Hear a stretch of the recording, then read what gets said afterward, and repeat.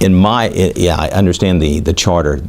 My position is the mayor, it really is the leader, not the manager, but the leader of the city, the leader of the city council. I think everybody knows that the city council takes charge on doing a variety of things, in the best interest of the city, and the mayor serves at the pleasure of the city council.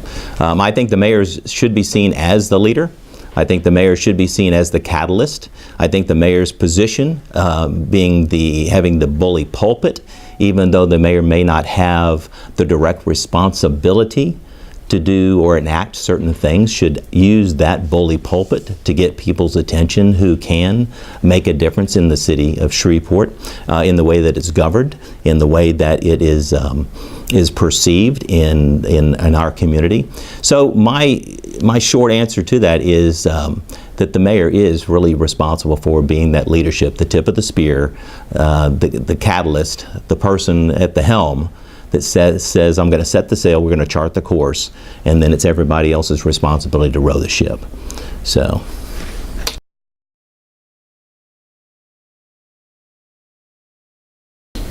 All right, my experience is very limited as far as operating a budget or actually establishing a budget the size of the city.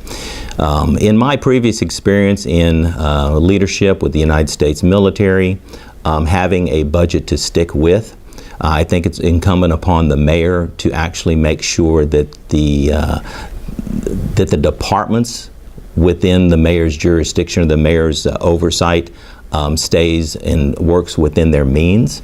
I think one of the biggest things within the city of Shreveport now is I think we have a lot of wasteful spending. And that's not to say that it's intentional, but the point is that it is going back to basics. It's much like your household budget. I have operated with budgets, like I say, in the military and in the private sector. Nothing of this magnitude. I'm smart enough to know what I don't know, but I'm also smart enough to know that I surround myself with people who know a lot more and are smarter than I am. So in answer to your question is that my experience is very limited on operating the magnitude of this budget of this size, but I think it's fundamental that you look at the costs of things going in, or the revenue coming in and the costs going out, and see if you can cut unnecessary or wasteful spending. I think that is one of the biggest things that we currently can do first. And upon taking office, every department will be audited, including the airport, both airports. Everybody has some areas where they could do better. And it's incumbent upon the mayor's office to ensure and hold them accountable and responsible for doing just that. And I think there's a lot of money. I would say a lot of money. I think there's enough money in there that we could do some other things once we find, So in answer to your question, I welcome the opportunity to take a look at that and actually, I say, surround myself with people that are a lot smarter than I am that can make recommendations on how to go forward.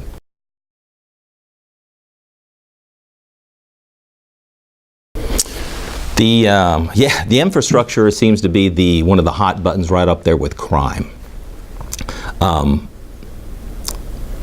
The infrastructure is going to get taken care of. I mean, we're mandated to take care of that.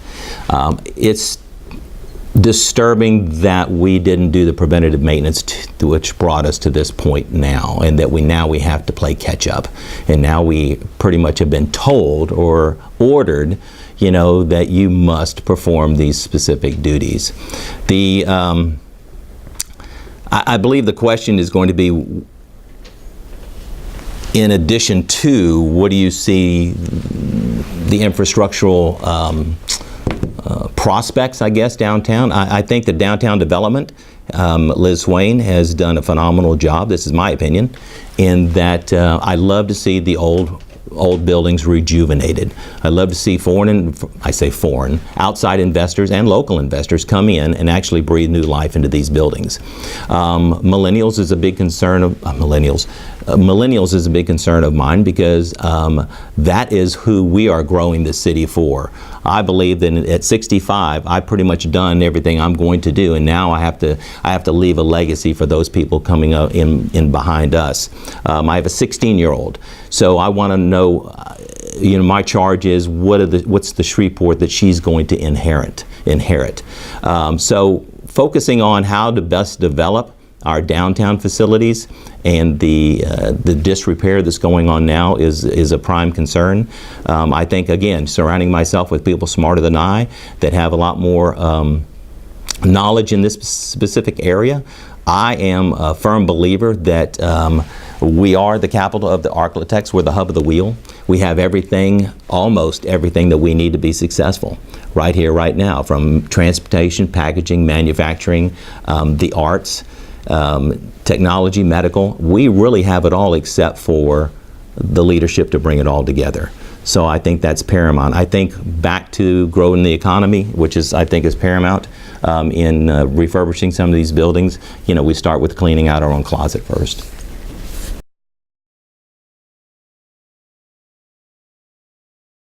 Well, let's just talk about economic growth throughout the city, because that's almost, we have a good chunk of the city, actually where our city began many years ago. Economic development, again, we are the hub of the wheel.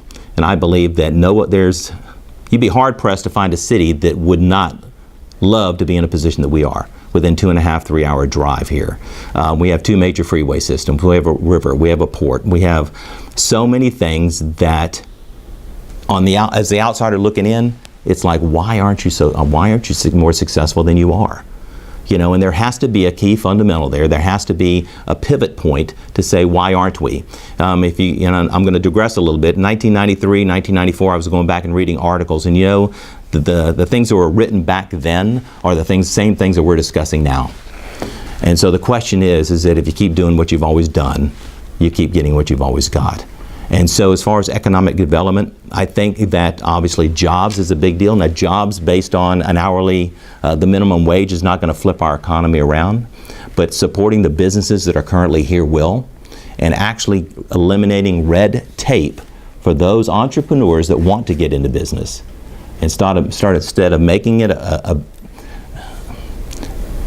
obstacle course for them to do their paperwork, to get their permits. I'd like to restore common sense to be common practice, and that good old customer service goes a long way. And if I can streamline the opportunity for you as an entrepreneur to get that paperwork filled out, assign someone that actually is going to be your liaison, and your mentor along that way to ensure that you get it expeditiously completed, then that's what we're going to do. It's kind of like a Disney aspect, We have forgotten who our clients are, and that's our local businesses. That's our entrepreneurs. And that's where we start growing our economy, by supporting the people that are already here, that are already embedded. Everybody wants to go out and look for big box stores, the AT&Ts, the GEs, and so forth and so on. If we land a big box store, that's great. But let's take care of the people that really are in the trenches right now, supporting the economy. Small businesses are the heart of the city. They're supporting the economy. So helping them grow is going to help our economy grow. And also, I want to associate business and entrepreneurs that are very successful in our city already, and assign them, and they've already willing to volunteer, you assign them to every city council member. Every city council member will have a liaison, a go-to person that says, if it's not in the budget, let me network with the people that I know, and let's see if we can get that project together. Let's see if we can stimulate the economy instead of going to the taxpayers, for every little thing. It's all about synergy. It's networking again. Thank you.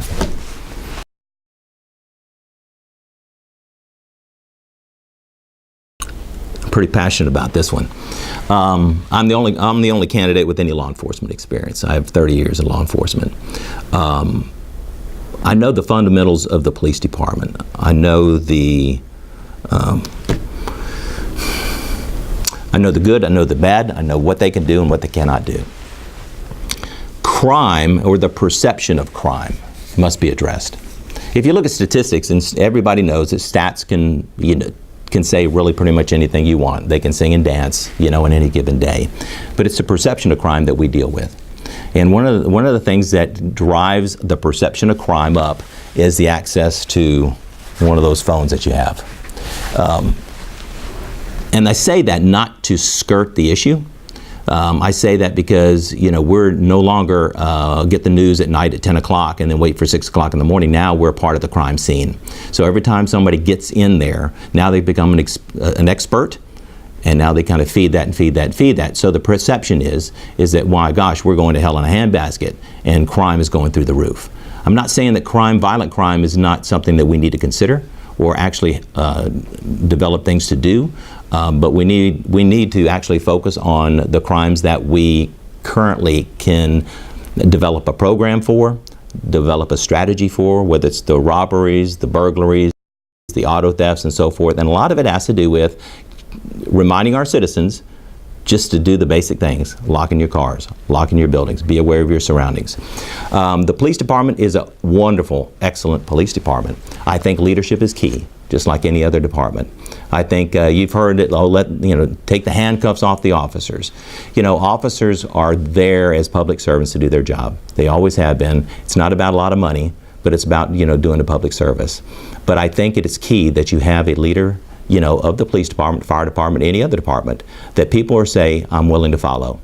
Leadership is influencing people. That's all it is. And you must have a leader that is willing to influence the people that that leader serves. And once you have that, people will follow that leader. Now, you also have someone that says, I'm not afraid of asking for help. If there's a specific issue that we're dealing with crime, reference 1993, the Bottoms Boys and the Gang activity, which I was a part of. It was an all-out effort, to take care of business. But we couldn't do it by ourselves. We had to ask for help. So, I want to challenge people, like, asking for help is not a weakness. If so, we'd never tell our children to ask for help, because it's a sign of weakness. So it really is about synergy, working together, proven leadership, understanding exactly what it takes, for the leader of the police department to do an effective job and actually give them a leader that they will follow.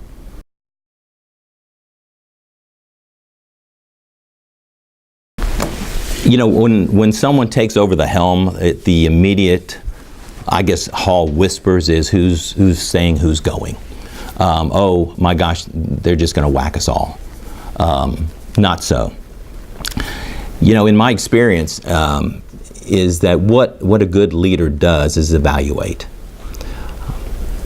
And I was just talking to somebody the other day about, if you're the head of a department, one of the things is that, first of all, I want to know exactly what your job description is as you understand it. Obviously, there's expectations. If those expectations are being met, how so? If they're not being met, why? To say you're going to go in and actually, let me back up here. You have to have the opportunity to evaluate everyone, and that is with every department, with every position. My evaluation process is at any time during the last administration, were you ever hampered or bridled from doing the job that you were hired to do? Because it's all about, I say, fairness, but I really want to know, if you were not and things are not going well, then we can move to the next level. If things are not doing well and you tell me that, look, I was hired to do X, but under the current administration, I was not allowed to do my job. So it is about fairness again. Just because you take over the helm doesn't mean you're changing out the crew. Now, there will be other opportunities for me to do that. And again, I know what I don't know. And so I'm a firm believer in, no one is as wise as, basically it's surrounding myself with people smarter than I am that can help me evaluate, those key positions. I have members that I've been kind of chit-chatting about, city attorney-wise or CAO-wise or airport. I mean, there are so many facets within the city government that we don't have time to go into each and every one of them. But the point is that just because, like I say, just because you have a new captain doesn't mean, the entire crew's going. It really is all about evaluation and making sure that they were allowed to do the job that they were assigned to do, or their expectations were met.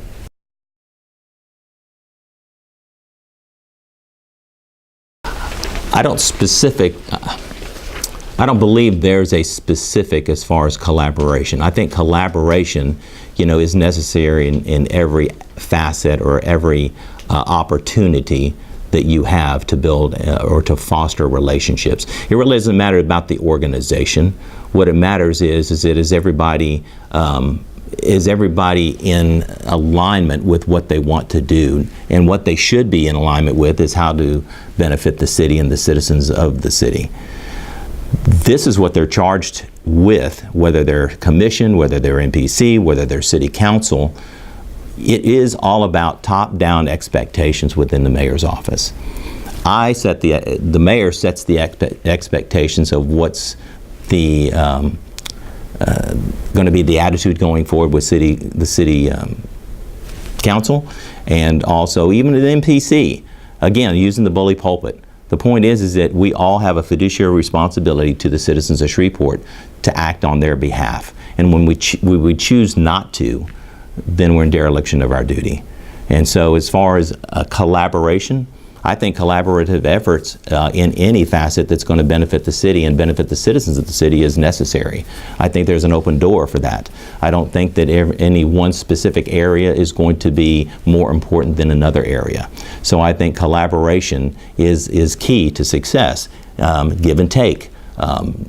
I may not be able to give you something today, but tell me what else I can give you. Tell me what else we can work on. Apparently we're going to reach an impasse on this, but tell me what else we can work on that we can have success on, and then maybe we can revisit this later. So that's true collaboration. There's respect there as well. I'm not one for theatrics. I just want to get business done respectfully. I'm not one for like I said, I tell people I don't need this job. I'll take the job and I want the job, but I don't need it. And so with that, there's the expectation that I'm not bridled, by anyone or any special interest. The special interest is the public. The special interest is the citizens. The special interest is doing the best that I can do at the time that I'm there, that's going to catapult the city forward.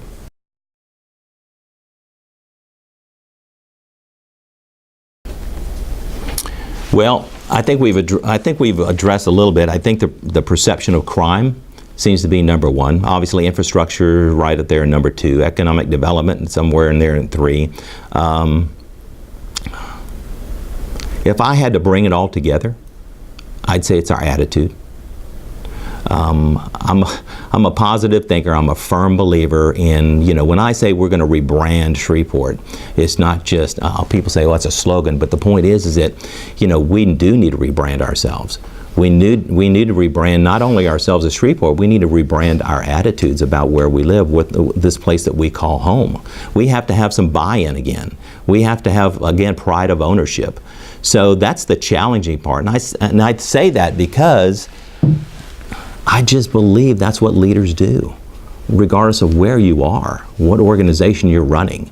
It's expectations, it's optimism, it's an atmosphere of we can do this from the top down. And every chance that you get, you need to be championing that cause, whatever that cause is. And if the cause is going to benefit the citizens of Shreveport, then it's full steam ahead and damn the torpedoes. But if I was going to say anything, with the exception of crime, we talked about economic development in streets and roads, those quality of life issues. We'll always need to focus on those because that is where the citizens demand the most of us. I want you to be able to come to work and do what you do and not have to worry about the safety and security of your family. Or I want you to be able to come to work and be as productive as you can without worrying about the infrastructure collapsing, or is your toilet going to flush and not back up because of the sewer systems. Those are things that you should not even have to worry about because that's the responsibility of your city government. You should be responsible for going and making your business successful and asking the city to do whatever it can to not grow your business, but actually remove some of the barriers so you can expand your business, so you can start a new business. So getting back to it, I'm an attitude guy. I mean, I know that some people are going, well, that's Pollyanna. That's basic leadership. The point is that I need to be the most optimistic person in this room, and I am usually that guy that says, hey, you got a problem? No, you don't. You just have 50% of the solution. We're going to find that other 50%. And again, I know what I don't know, and if we don't have the answer here, I guarantee you there's somebody out there smarter that's already got it figured out, because I hear about them every day. So I'd like to rebrand our attitude and have somebody at the tip of the spear going, we have a great culture here in Shreveport. We have a can-do attitude, and it's been proven time and time again.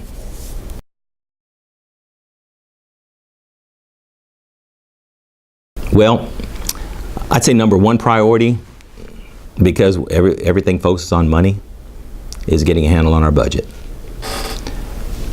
Looking at every department and find out where the wasteful spending is. Not to point fingers. Leaders don't point, they point a direction. Finding out where we can save the money. Looking at where we can do some tax breaks. If someone wants to come into business, make their tax breaks performance-based. Instead of just, here's your tax break, and well, if we see in a year, we'll see in a year. If you make it 3 years, that's great. But make them performance-based. Pride of ownership. Obviously, our infrastructure, I said initially that it's quality of life issues. We must take care of those before we even go looking at any of the business ventures that involve city capital or city investment. I'm not against growth, but on the backs of the citizens that are crying out now, for basic needs and services, I can't in all good conscience, say we're going to go look at building such and such and such and such and investing more city money, when we can't even provide the services that we're entrusted to do. I think $488 million cents, whatever it is plenty of money. It should be, based on the numbers that I've looked at other citizens comparable to us that have the same amount of services and somewhat the same amount of issues. It is basically, where are we spending that money? So I think budget is paramount.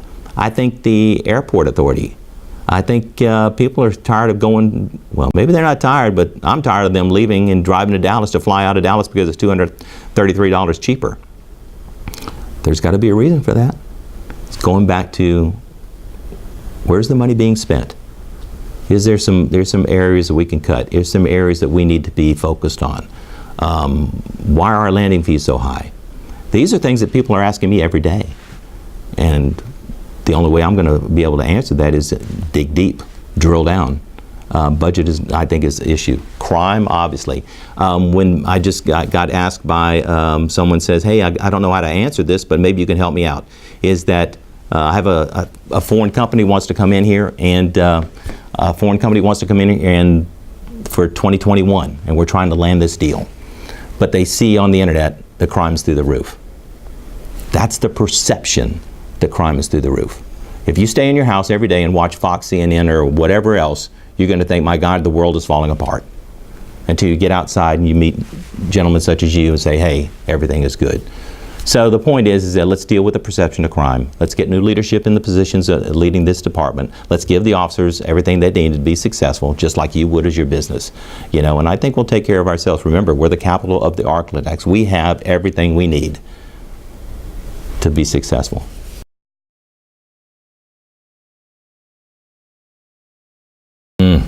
Well,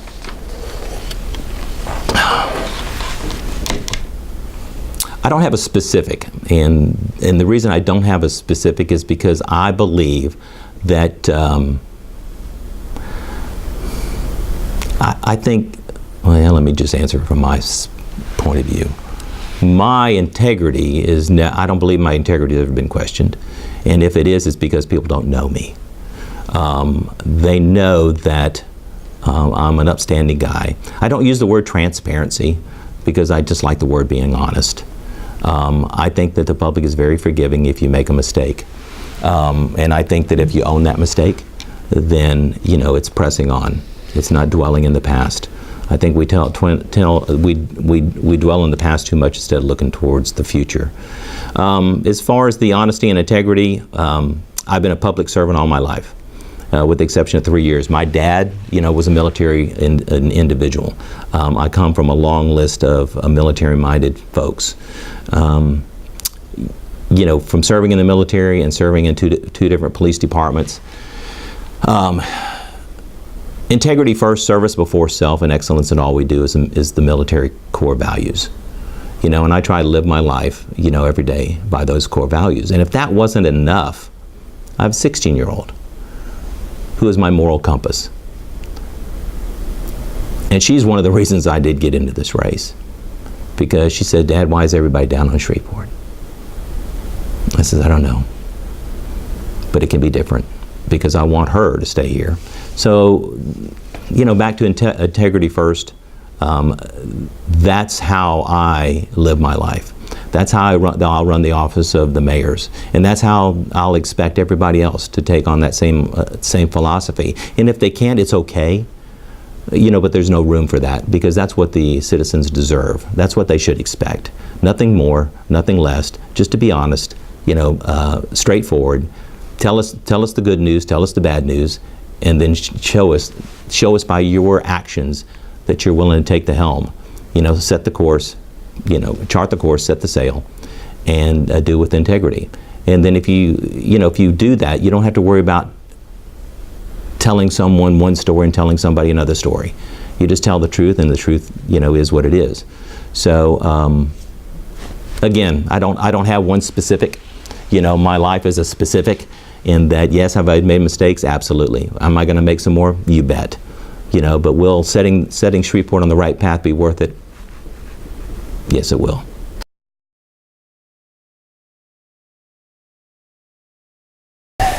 No. I think I think the questions were very good. I think they were questions. Whoever made those things up, and really, I think they're so good that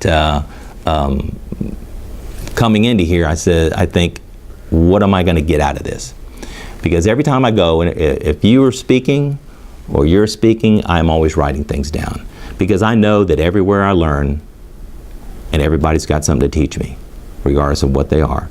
I'm not that proud, I'm not that humble, I'm not that ego-filled to say I can't learn something every day, because I think that's what God places us on this earth to do, is learn something from everybody and enhance the quality of life for everybody else. And so the questions are great. I appreciate you taking the time to do this as a public service. And give me the opportunity to share, some of those things in my, my vision for the city of Shreveport, which I hope every one of you, we will stay. I heard a good thing. Someone says, let's not pack, let's just take it back. So.